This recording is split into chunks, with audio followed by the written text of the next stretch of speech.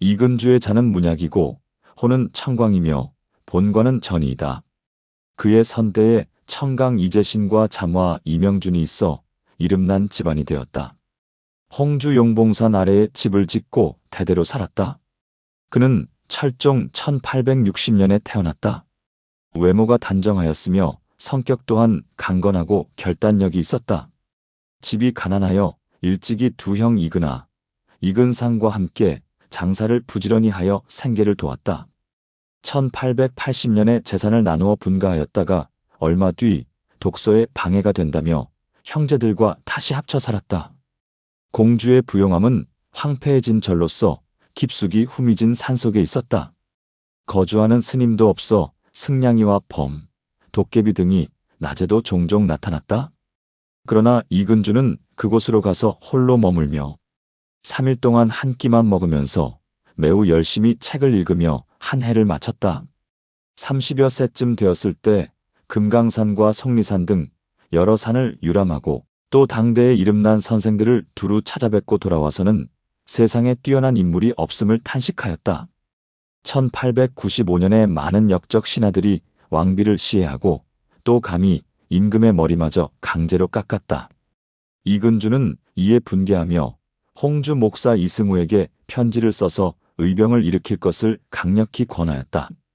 전승지 이설, 승지 김복한 등 여러 사람들과 함께 의병을 모아 여러 고을에서 의병을 일으킬 것을 촉구하였다.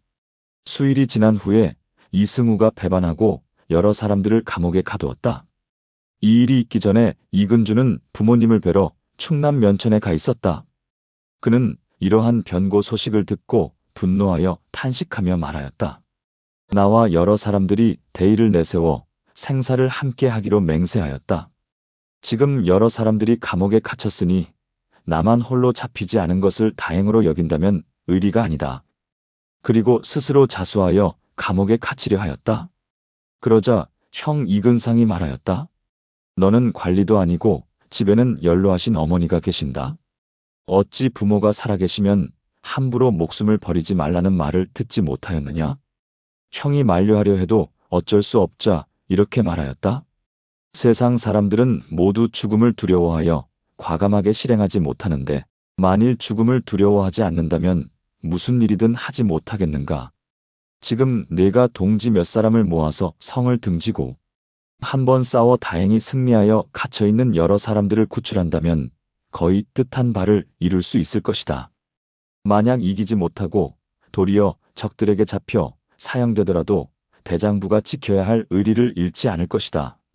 하필 고작 자수하여 필부의 손에 잡혀가 모욕을 당하겠는가.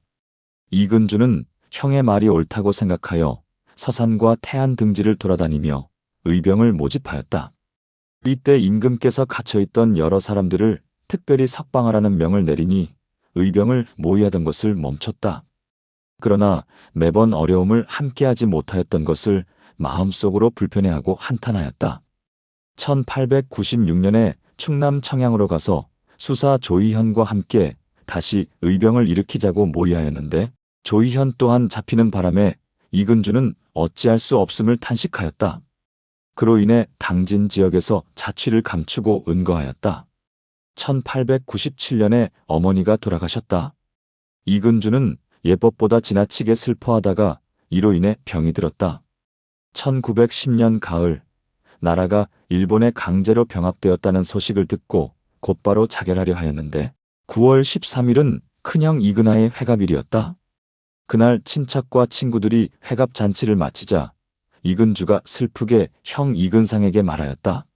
합방 소식을 듣고 곧바로 자결하여 내 뜻을 펼치고자 하였으나 이날까지 목숨을 연장한 것은 우리 형의 경사를 축하해주기 위함이었습니다.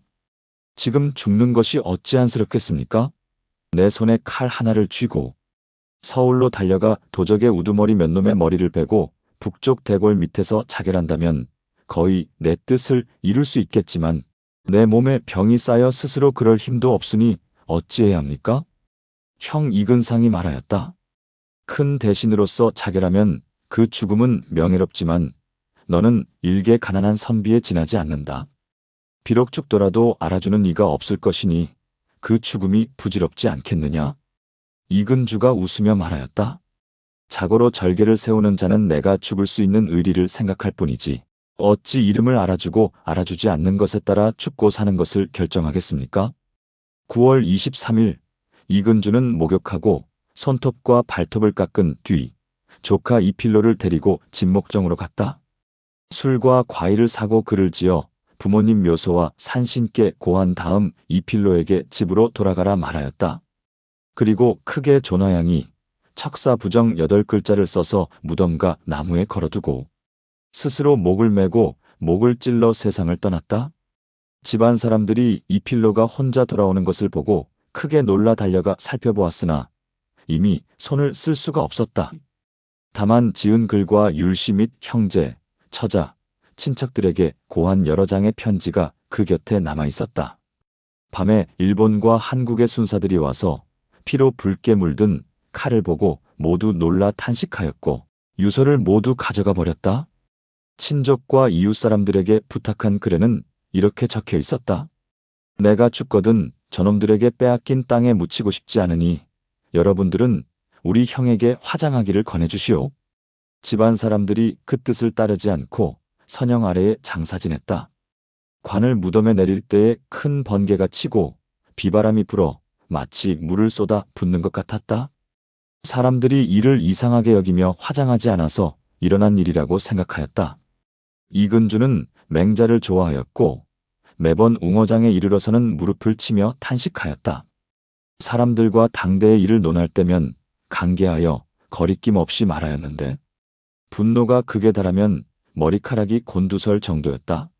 세상의 어리석음에 대해서는 혹 조용히 웃기만 하였지만 그가 남긴 태일자 문답과 저리가 몇 편의 글들을 살펴보면 그의 마음을 충분히 알 수 있다.